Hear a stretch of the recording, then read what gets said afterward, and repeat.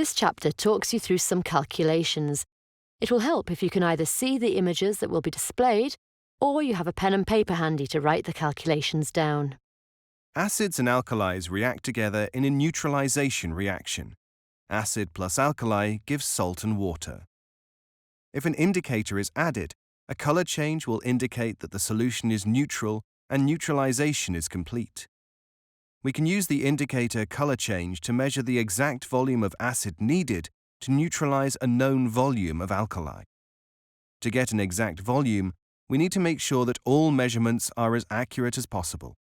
This means that they are close to the true value. To carry out this investigation accurately, you need to use measuring equipment called pipettes and burettes. These are much more accurate for measuring volumes of liquids than measuring cylinders. As irritant chemicals are used in this investigation, eye protection needs to be worn at all times.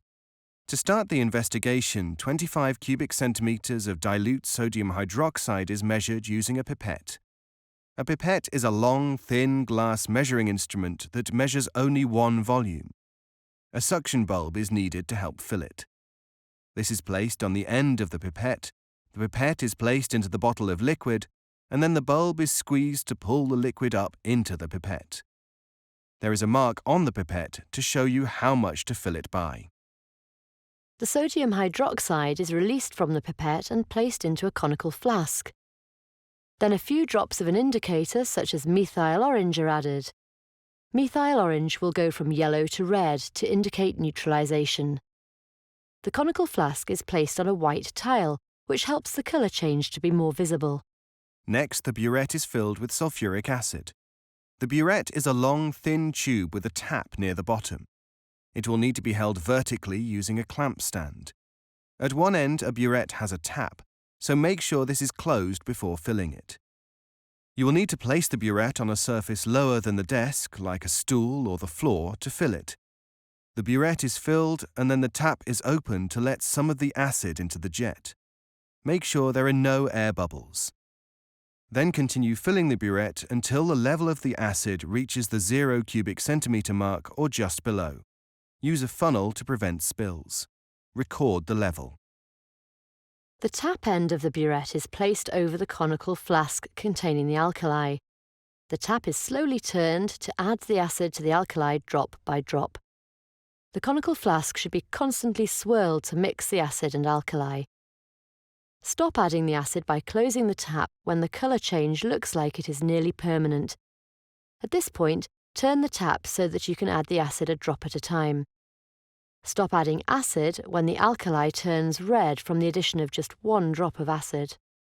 Look at the level of the acid on the side of the burette and take a measurement of the volume of acid used to neutralize the alkali.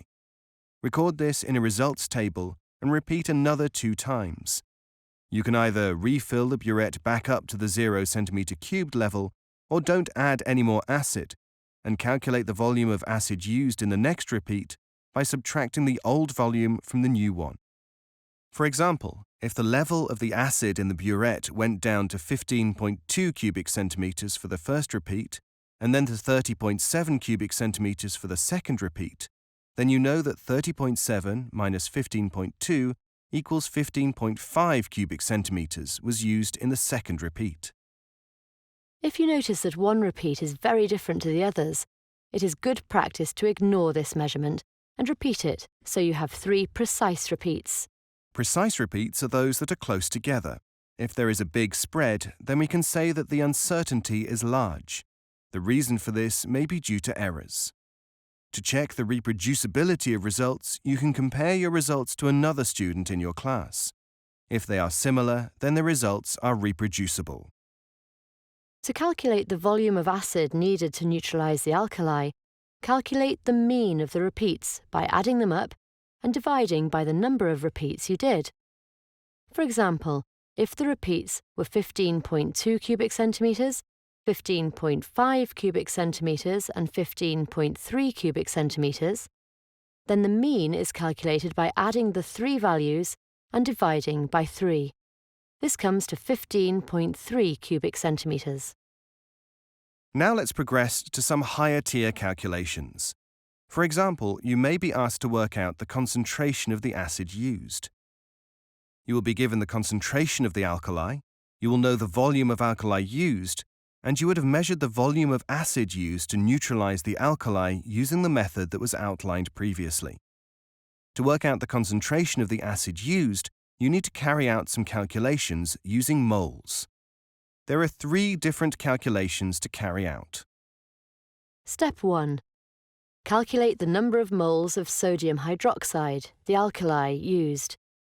You use the formula concentration in moles per decimeter cubed equals the number of moles of alkali divided by the volume of solution in decimeters cubed.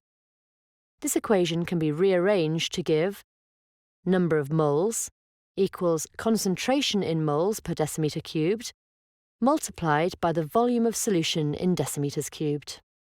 In our example, we used 25 centimeters cubed of 0.1 moles per decimeter cubed sodium hydroxide solution. You must remember to convert all volumes to cubic decimeters. To convert cubic centimeters to cubic decimeters, you divide by 1,000. The number of moles of sodium hydroxide is therefore 0.1 moles per decimeter cubed multiplied by 25 divided by 1,000 decimeters cubed equals 0.0025 moles. Step 2. For this step, you need to look at the balanced symbol equation for the reaction. 2NaOH plus H2SO4 forms Na2SO4 plus 2H2O. This shows that 2 moles of sodium hydroxide neutralise 1 mole of sulfuric acid.